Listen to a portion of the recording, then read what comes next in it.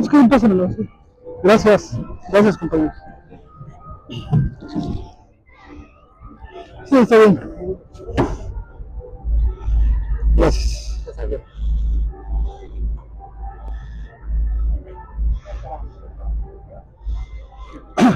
Muy bien, muy buenas tardes a todas, a todos. Muchas gracias por estar aquí. Yo me siento muy honrado por la invitación en esta segunda feria de la lengua materna, porque se acerca, se conmemora el 21 de febrero, el Día Internacional de la Lengua Materna.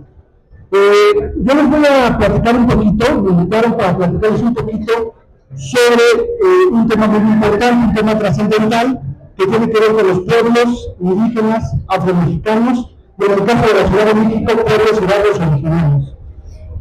Mi nombre es Lupe Medina y vamos a hacer una charla un poco amena, didáctica, porque es un tema muy importante para todas y todos, y más en el marco de esta feria. Esta feria se trata de el rescate, el fomento y la resistencia de las lenguas indígenas, que en el país aproximadamente hay 68 lenguas, pero 364 variantes, y lamentablemente la mayoría de esas lenguas se están perdiendo. Ya los hablantes que tienen esta composición de las lenguas, muchos de ellos ya están falleciendo y las nuevas generaciones no están aprendiendo y difuyendo sus lenguas. Por ello es tan importante estos espacios, estas ferias y la resistencia que hacen los pueblos indígenas a los embates de esta colonización que vivimos en el mundo. Por ello es que el día de hoy vamos a hablar de el presupuesto indígena de afromexicano. Yo sé que es un tema muy técnico, pero voy a tratar de hablar de la manera más sencilla, coloquial, para que todas y todos podamos entender de qué se trata esto. Yo sé que ustedes han escuchado la palabra presupuesto, ¿no? La mayoría sabemos de qué se trata un presupuesto. Un presupuesto es una planeación de un dinero asignado para alguna acción, ¿no? Todos en nuestras casas tenemos un presupuesto, a manera personal o de manera familiar.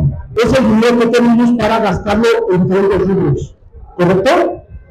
Eso a nivel nacional se llama el presupuesto público. ¿Cuánto tiene el Estado para gastar en salud, en seguridad, en infraestructura y en todos los rubros que hace el Estado? Esto se llama presupuesto público y cada año va cambiando ese presupuesto público, ¿no? Ese presupuesto se supone que tiene que cumplir con algunas especificaciones técnicas. Una de ellas es que se supone que no podrás gastar más de lo que tienes. Es como lo que decían ustedes en sus familias. Yo no puedo gastar más de lo que ganan, ¿no? Porque tendrá una deuda. Entonces, así también se maneja el presupuesto público. El presupuesto público se supone que se junta esta bolsa de dinero con todos los ingresos que tiene el gobierno. ¿Y qué ingresos tiene el gobierno? Principalmente los impuestos.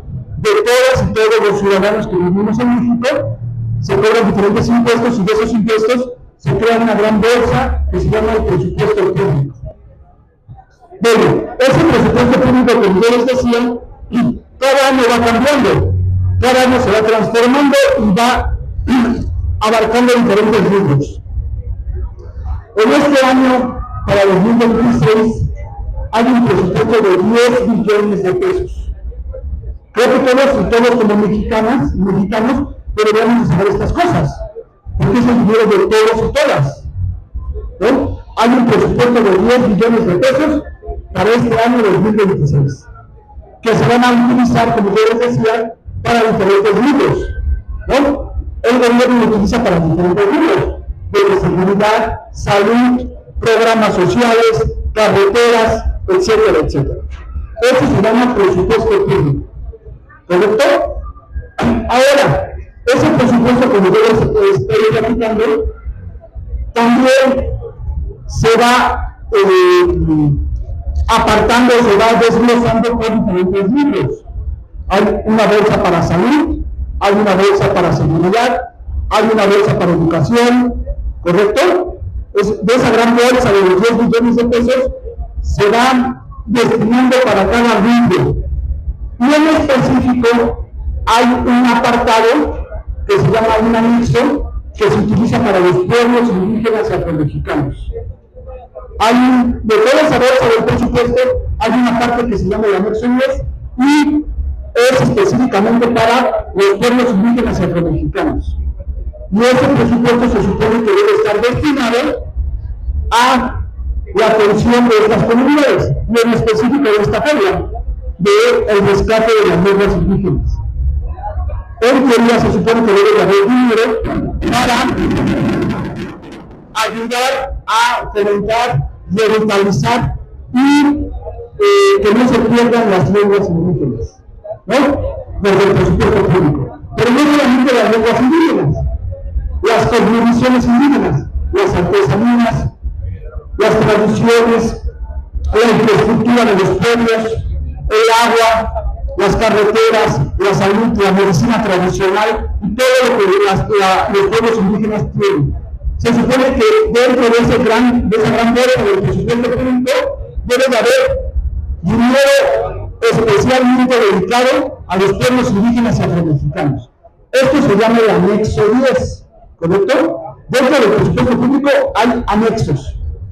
Y el que le toca a los pueblos indígenas es el anexo 10. Y ese anexo 10 se dice en teoría presupuestal que es un anexo transversal. Yo sé que esa palabra es muy complicada, ¿no? Transversal, que es un presupuesto transversal. Se supone que un anexo transversal es que no se dirige solamente a un libro. Por decir, los pueblos indígenas no solamente necesitan carreteras, necesitan hospitales, necesitan escuelas, necesitan luz eléctrica, necesitan internet, necesitan fomentar sus lenguas, sus tradiciones, costumbres, etcétera, etcétera. Entonces, de eso se trata los presupuestos transversales. Es una bolsa de dinero que se da a diferentes secretarías para que atiendan a los pueblos indígenas de acuerdo a su marco normativo. Por decir, la Secretaría de Salud tendrá que atender a los pueblos indígenas con ese dinero. La Secretaría de Infraestructura con ese dinero. Y así se va desglosando el presupuesto transversal. Para este año, ese presupuesto que estoy hablando transversal de los pueblos indígenas y afromexicanos tiene un monto de 234,000 millones de pesos. 234,000 millones de pesos. Que si ustedes lo ven así, pues se escucha mucho dinero. Pero realmente no es tanto porque el presupuesto total son 10 billones de pesos. ¿Se dan cuenta? Es una pequeña parte de ese gran presupuesto. Para atender aproximadamente a 26 millones de personas que se describen como personas indígenas y 2 millones que dicen ser afromexicanos. Entonces es una población más o menos de 30 millones de personas. Y de los 133 millones que somos en el país. Yo sé que esto suena complicado con muchas cifras, pero para ir resumiendo y para que hacerlo más explícito, tenemos una gran bolsa de dinero. Esa gran bolsa de dinero se llama presupuesto público. De ese presupuesto público tenemos un apartado que se llama anexo 10, que es la atención para pueblos indígenas y afromexicanos, ¿correcto? Y ese apartado del anexo 10 se llama anexo transversal. ¿Qué es el anexo transversal? Es que debe de atender integralmente todas las necesidades de los pueblos indígenas. No solamente una necesidad, debe de abarcar todas las necesidades, las propuestas, pero incluso también las acciones que los pueblos indígenas llevan a cabo, ¿no? Por ello es tan importante que conozcamos todo esto, porque yo les decía, ¿cómo se junta el presupuesto? Pues con los ingresos que tiene el gobierno. ¿Cómo el gobierno se hace de ingresos? A través de nuestros impuestos. Cuando nosotros compramos cualquier cosa, es un ejemplo, nos cobran el impuesto del IVA, ¿correcto? Y eso se va al gobierno. Y aparte las personas que trabajan en un empleo formal les cobran el ICR. O sea, hay muchos impuestos donde el gobierno se hace de ingresos. Y de esa bolsa de ingresos se crea el presupuesto público. ¿Correcto? Es por ello que estos espacios, como esta feria, aquí en Xochimilco, donde todavía existen muchos pueblos originarios y barrios originarios, es importante que conozcan estos datos y cómo ha ido avanzando la lucha de los pueblos originarios, ¿no? Porque, si ustedes no sabían, anteriormente a los pueblos indígenas se les consideraba como objeto de interés público. Yo sé que eso es muy técnico también. ¿Qué quiere decir esto? El gobierno los trataba como menores de edad. El gobierno les decía, tú necesitas esto, bueno, ahí te lo doy. Yo creo que necesitas escuelas. Luego los trataba como menores de edad. A partir del año pasado se reformó la Constitución mexicana, que es la máxima ley, y cambió de ser objetos de interés público los pueblos indígenas a sujetos de derecho público. ¿Qué quiere decir eso? Que ya son considerados mayores de edad y ya pueden decidir su destino, su forma de vida, sus cosmovisiones y su propio desarrollo. Ya no necesitas que estén tutelando desde papá de gobierno que te estén diciendo cómo hacerlo. Los pueblos indígenas ya son considerados sujetos de derecho público. Y eso también trae muchas consecuencias en el presupuesto. Es decir, ya hay asignaciones directas de esta bolsa de presupuesto a los pueblos indígenas, sin pasar por el presidente municipal, sin pasar por el gobernador. Ya se les da dinero directamente a la comunidad. Apenas este año empezó esto. Y eso es muy importante porque la comunidad, a través de la asamblea, que es el máximo órgano de decisión de los pueblos indígenas, decide qué necesita. Si la asamblea dice que quiere arreglar su iglesia, pues se arregla la iglesia. Si la asamblea dice que quiere una carretera, se hace la carretera. No como antes, que llegaba el gobierno y les decía qué hacer o qué no hacer. Y eso es muy importante. Entonces, para ir avanzando, hemos visto cosas muy importantes en esta plática, si se dan cuenta. Una de ellas es el presupuesto público, que es el dinero de todas y todos. Segundo, dentro de ese presupuesto hay un anexo, un apartado para los pueblos indígenas. Otra cosa es que el año pasado, repito, se reformó la Constitución mexicana. Específicamente el artículo 2, ¿correcto? El artículo 2 de la Constitución, donde considera a los pueblos indígenas sujetos de derecho público, como les decía. Y aquí ya pueden ejercer sus presupuestos directamente los pueblos y las comunidades indígenas. ¿Correcto? Pero también otra cosa muy importante. Hay la obligación legal, con esta reforma que les estoy platicando, de que los pueblos indígenas deben de ser consultados. Debe de haber una consulta si están de acuerdo con los proyectos que se van a llevar a cabo. ¿No? Si van a hacer, un ejemplo, si se va a poner una minería en algún pueblo, debe de haber una consulta a la comunidad si están de acuerdo que se tenga la minería o no se tenga la minera, perdón. Y esto también está en el artículo 2 constitucional. La consulta a los pueblos indígenas debe ser previa, libre e informada. Y ya es una obligación legal, ¿no? Porque hemos visto muchas veces que las grandes empresas, las grandes transnacionales, acaparan los recursos naturales de los pueblos y de las tierras. Y esto, actualmente, con la reforma del artículo 2, debe de haber una consulta a los pueblos indígenas. Y esto también abarca también el presupuesto. Ese presupuesto debe ser consultado para los pueblos indígenas. Y es importante conocer todo esto. Porque si nosotros y nosotras estamos hoy aquí, que se agradece su presencia de antemano, pero estamos aquí en esta feria, que es una feria principalmente para rescatar la herencia lingüística de los pueblos indígenas, también debemos de saber que no solamente es la resistencia por la lengua, sino es una lucha por los territorios, por las tradiciones, por las costumbres, por todo lo que han heredado los ancestros y ancestras, y por todas estas cosmovisiones que han tenido los pueblos indígenas a lo largo de los años, ¿no? Es importante conocer todo esto y tomar conciencia con ello, porque un pueblo organizado, informado y comunitariamente acordado es mucho más difícil que sufra injusticias, sufra discriminación y sufra exclusión.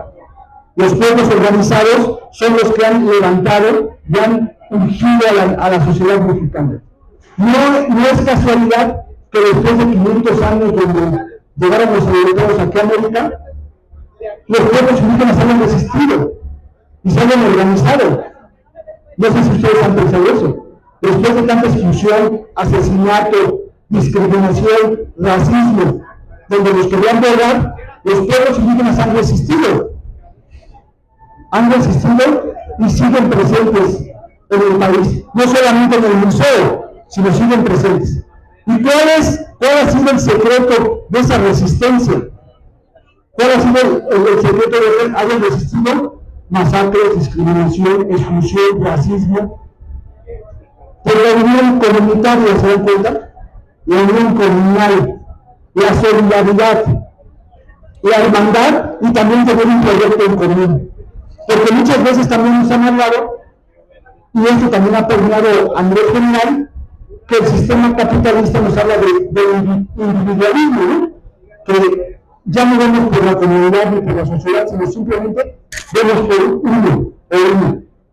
Y esto, a lo largo de los años, se ha visto que pueblos o comunidades que no son comunitarias o comunales no han resistido, los han desaparecido y se han extinguido. Eso es una realidad. Por ello es importante platicarles todo esto que les estoy diciendo. Yo sé que soy muy técnico y que a lo mejor tenemos muchas dudas, muchas preguntas. Por eso es que yo les invito a que nos informemos, a que acudamos a este tipo de ferias, foros y asambleas para poder conocer cuál es la perspectiva de nuestros pueblos, de nuestras comunidades, pero también cuáles son los retos que vienen, cuáles son los retos y las implicaciones que vienen.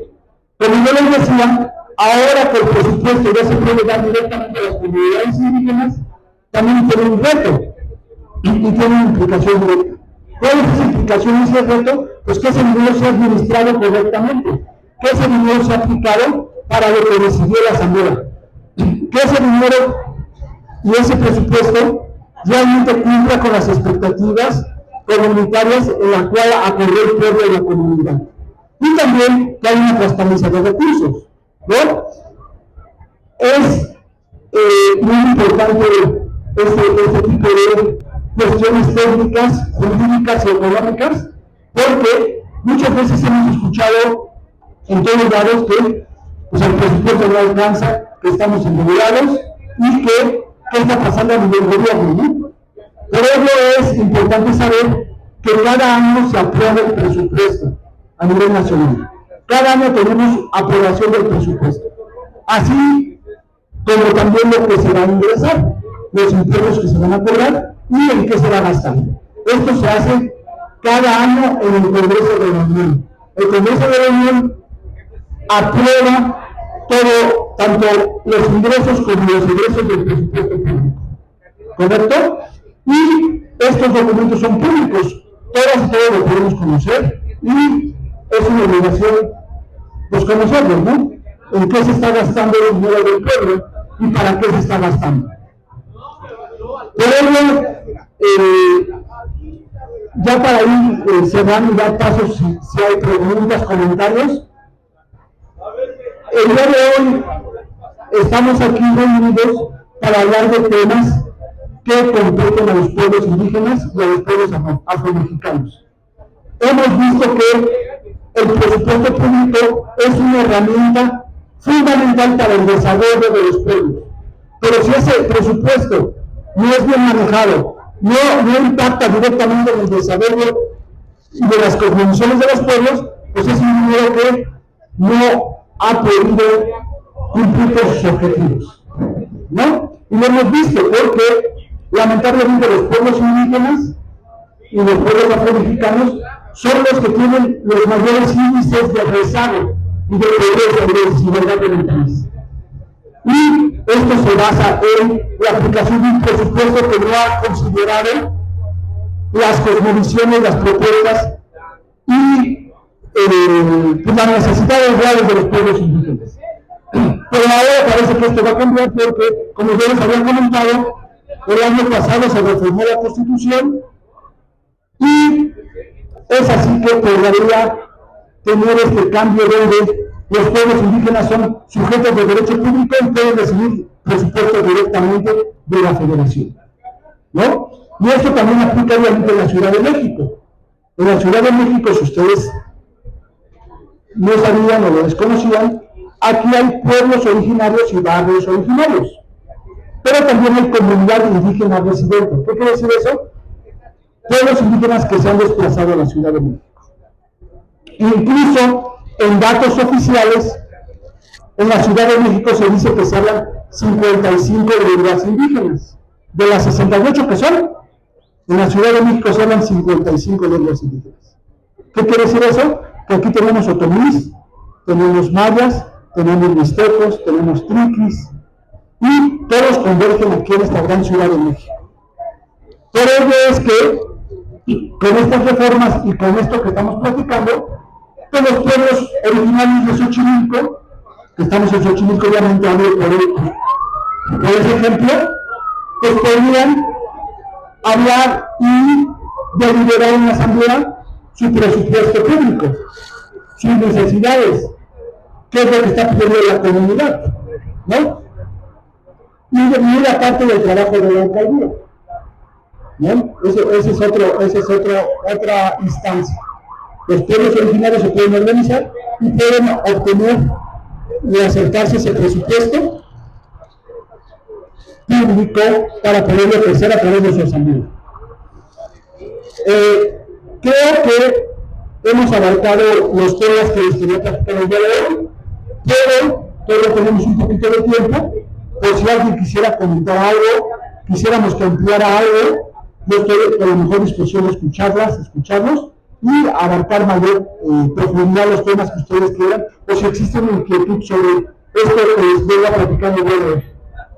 No sé si alguien... No, expliqué muy bien o no me pusieron atención. ¿Alguien que quiera hablar sobre esto? ¿Algún tema? ¿No? ¿Seguras? ¿Seguros?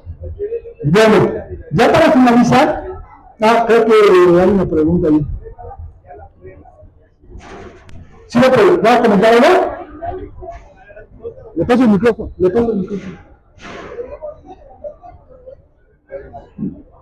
Ahí viene, compañero. Buenas tardes. Por favor, su nombre y su comentario. Yo, Severiano Pablo López. I have hobbies. Museum dikatakan guru penyanyi, kemudian ada hobi adik. Words I know, I was the religion, the great word. Buenas tardes a todos los presentes. Es para recalcar, reforzar lo que el compañero ya enseñó. Hay muchas lenguas indígenas, lenguas maternas. Voy a hablar específicamente de los nígenas. Los nígenas tenemos un rey que se llama el rey Condor. Así se dice en español, pero en inglés rey o. Rey es el jefe, el señor. O porque está grande, o porque está muy grande. Cuando fue la conquista de los españoles, los zapotecas lo dividieron en tres partes. Están los zapotecos de la Sierra Norte, están los zapotecos del Istmo y están los zapotecos de los llanos centrales. No es contradecir ni menospreciar, sino que los zapotecas fueron usados por los españoles para conquistar a los libres.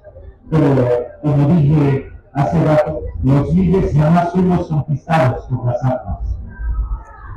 Por eso se presume, los libres los jamás conquistados.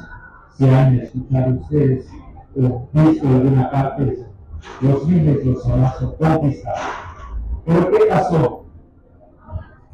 Nos conquistaron a través de la cruz, con el libro bajo el brazo, hablándonos de un Dios.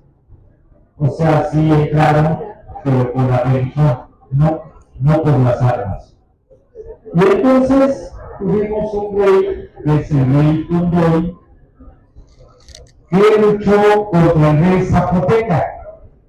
Por ejemplo, vamos a hablar de Zaquila, los que conocen Oaxaca. Hay un rey Zaquila, que es el rey que nunca se pudo ver con los libres, porque siempre peleaban y no nos pudieron conquistar. Los libres conquistamos,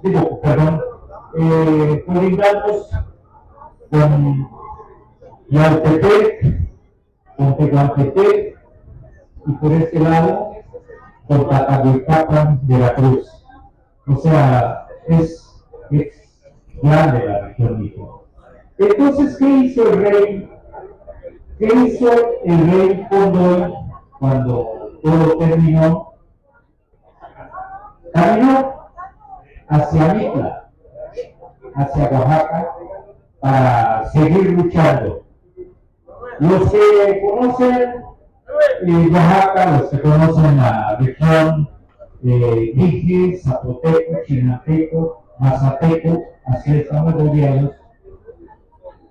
Caminando de Oaxaca, de los Mijes hacia Oaxaca, hay un lugar que se llama Mitla. Están las ruinas de Mitla, los que conocen, pues no me van a dejar mentir. Y los que no conocen, los invito para que los conozcan. Después llegó en el Tule, así se llama el lugar, hay un árbol gigante que se llama el árbol del Tule.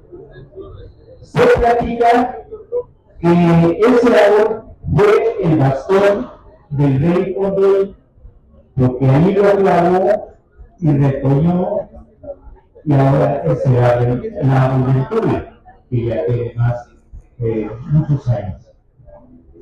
La promesa, la historia lo dice, que no hay una historia escrita, hay una historia verbal, que el día cuando se seque ese árbol es que el rey Tondoy ya no existe, ya se murió. Entonces para nosotros sigue viva nuestro rey Tondoy.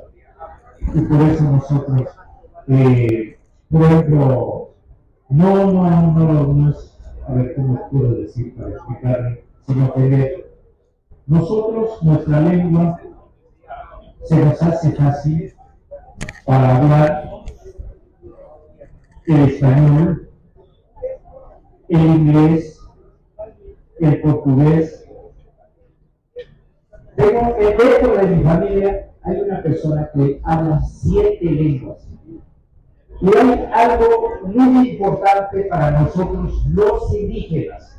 No estoy menospreciando a los hablantes castellano o español, pero vamos a suponer que esta pareja que están sentados, cuando quieran hablar algo en mi contra o en contra o poner algún acuerdo, seguramente el que está a su lado lo va a escuchar, lo va a entender y se va a dar cuenta de lo que está diciendo.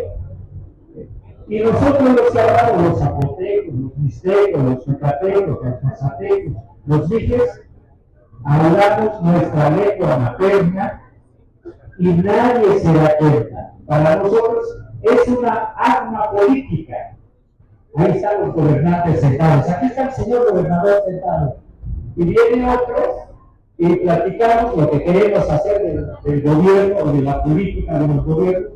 Y lo hablamos y ahí está sentado sin se da cuenta y todavía aplaude y estamos hablando en contra de él, que no lo hacemos, pero es un ejemplo.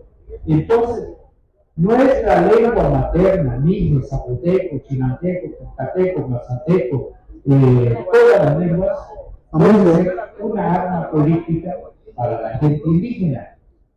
Cuando dicen, es pinche indígena, ya, no, es al contrario. Muchos dicen que aquí está la civilización en la ciudad. Es una mentira. ¿Por qué? Porque llegas, tocas la puerta para pedir un vaso de agua, abre la puerta, te ves, cierra, es un loco. Y en cambio en las comunidades indígenas, ahí está la civilización, ahí está la educación, porque llegas, tocas la puerta y dices, oiga señor, regálame un vaso de agua. No te dan agua, te dan una taza de café. Pides posada para dormir, no te dejan dormir en el corredor. Te pasan adentro y te prestan un petate. Te dan un taco de frijol y feliz de la vida. Cosa que no encuentras en la ciudad, en las grandes ciudades. Te tratan de loco, te tratan de indio, te tratan que tienes lo monoteó, cuando es todo al revés. Por eso, si todavía ustedes pueden hablar su lengua, háblenlo, enseñen a los nietos, porque el papá es difícil que enseñe a sus hijos. ¿Por qué? Una sencilla razón. Porque la mamá es virgen, el papá es español, y para comunicarse entre los dos, pues tienen que hablar el español. Y entonces, ¿quiénes son los que deben enseñar nuestra lengua materna? A nosotros, los abuelos, los bisabuelos, porque tenemos las armas. Y que fue esto, es una historia grande, valiosa, que puede trascender fronteras, y por eso siempre se dice que viva los pueblos indígenas de México. ¡Que viva!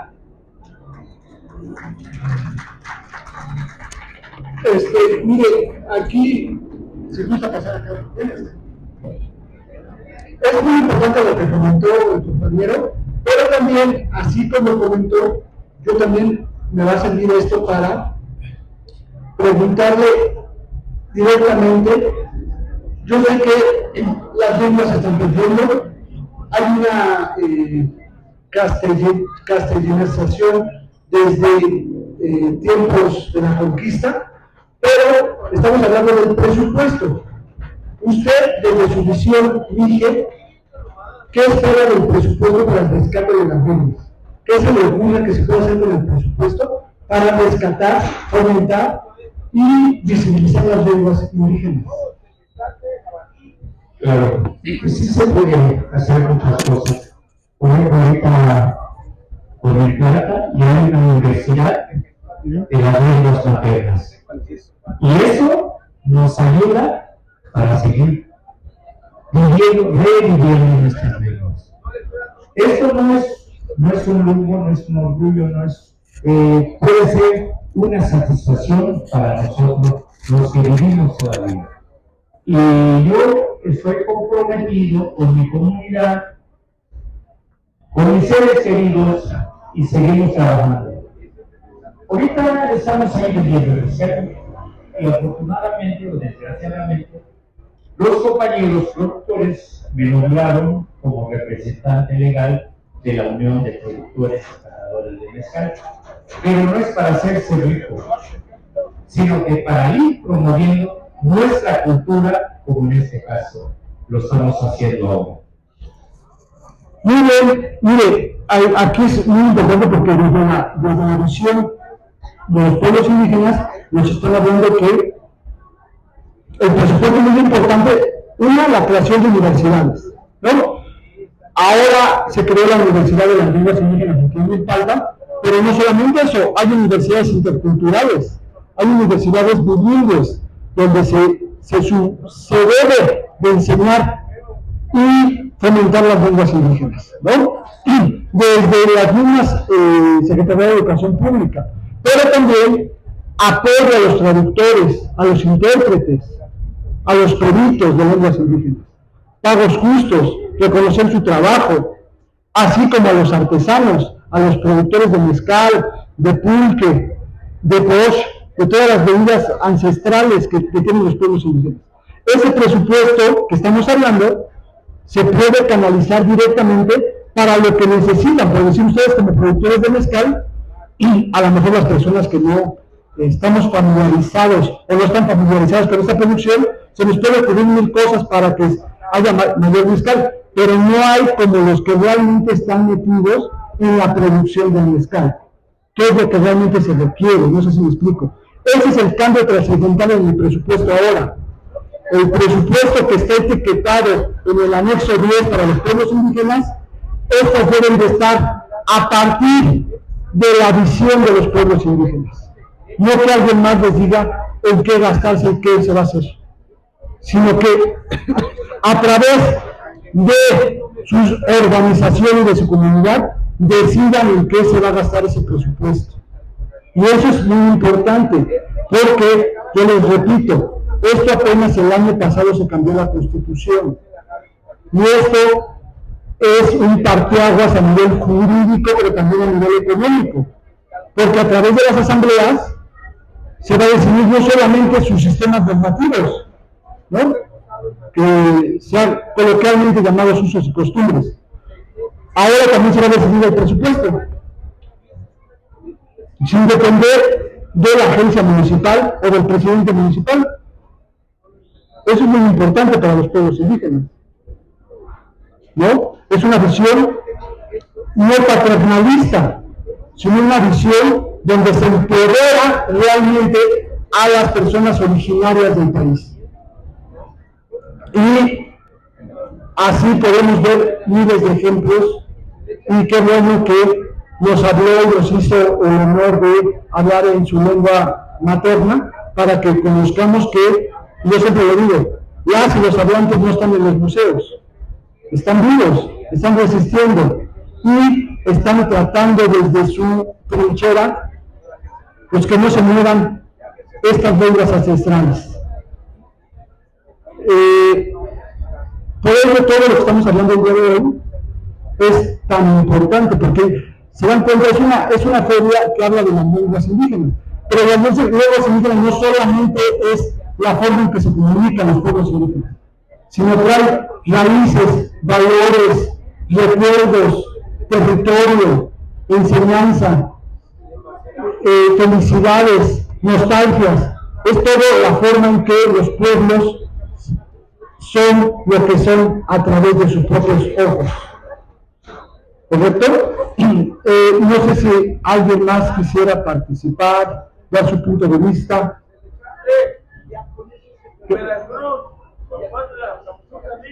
Son los totonacas. Ajá. Les digo, es una riqueza que hay en todo el país. En todo el país tenemos, así es, en todo el país tenemos culturas ancestrales, y creo que es muy, y también agradecemos la invitación que hace aquí el compañero para que conozcamos nuestro territorio, nuestro país, nuestras culturas, ¿no? Y es muy importante todo esto. Así es. Sí. No. Sí, nos está diciendo unas palabras el compañero ahí de la Cruz. No, sí, muchas gracias. Entonces, es muy importante. Entonces, para el cierre de esto, vamos a, creo que está pidiendo una palabra, ¿verdad? Sí, así como lo dijo el compañero, ¿qué es una comunidad? ¿Qué son los usos y costumbres? Precisamente esto es lo que estamos trabajando y defendiendo. en una comunidad empieza uno desde papel, luego vocal, campanero, suplente, síndico, regidor, presidente, alcalde, y ya pasa al consejo de ancianos.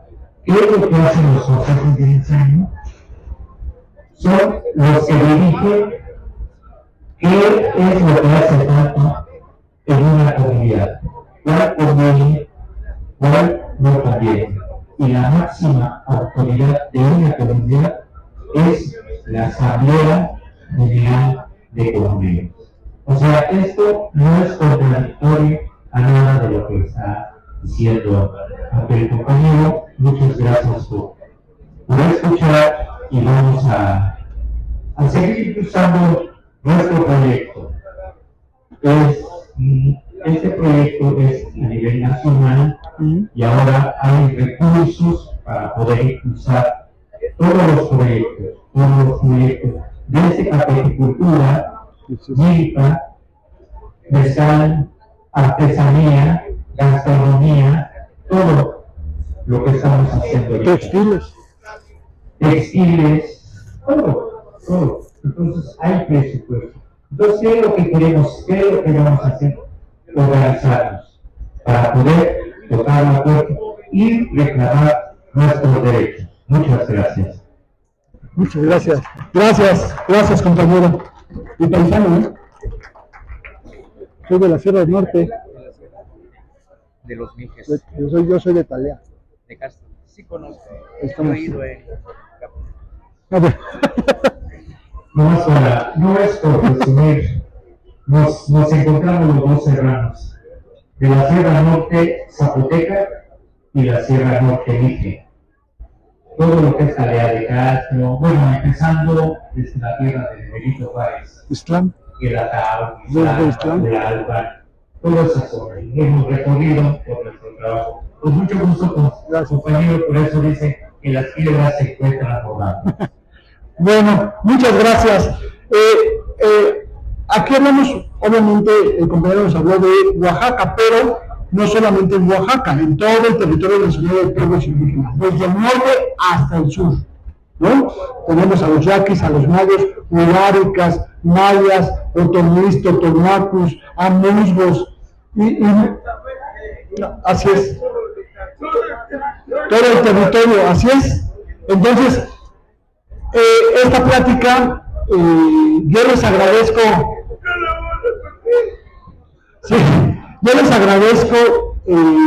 su tiempo, el espacio que se me brindó, y también felicito a los organizadores de esta feria, de esta segunda feria que se hace aquí en Xochimilco, para tratar e impulsar la resistencia de las lenguas indígenas.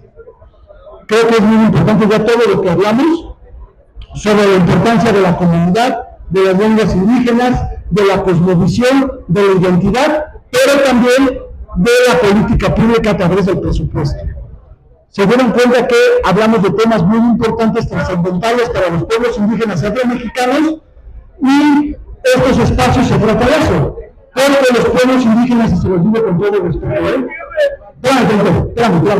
espérame. Los pueblos indígenas son mucho más allá que el folclore, que el baile, que la música. Se los digo con todo respeto. Sí es una parte de las tradiciones, pero no solamente son eso. Nos pueden enseñar una nueva forma de vida, una nueva forma de organizarnos. Como decía el compañero, ¿qué es el desarrollo? El desarrollo nos han dicho que es vivir en una casa de 50 metros, en un edificio de 80 departamentos entre 4 paredes. Eso es el desarrollo para el capitalismo. Pero para los pueblos indígenas el desarrollo es tener un río con agua no contaminada, tener bosques, tener tu propia cosecha, tener tu maíz, tener plantas, tener animales. Esos diferentes tipos de cosmovisiones. Por eso es tan importante saber la trascendencia que tienen esta visión, que es una nueva forma de ver la vida. No ese sistema capitalista individualista, en donde solamente el núcleo de la ganancia y el dinero es lo que nos va a hacer ser desarrollados e incluso ser felices. Hay otras formas y hay otras visiones y son las que han resistido masacres, asesinatos, discriminación y exclusión. Eso es lo que ha resistido. Entonces, no queda más que despedirme, agradecer el espacio, felicitar a los organizadores, a las y los organizadores, y esperemos que les haya este diálogo colectivo nos haya sido fructífero para todas y todos.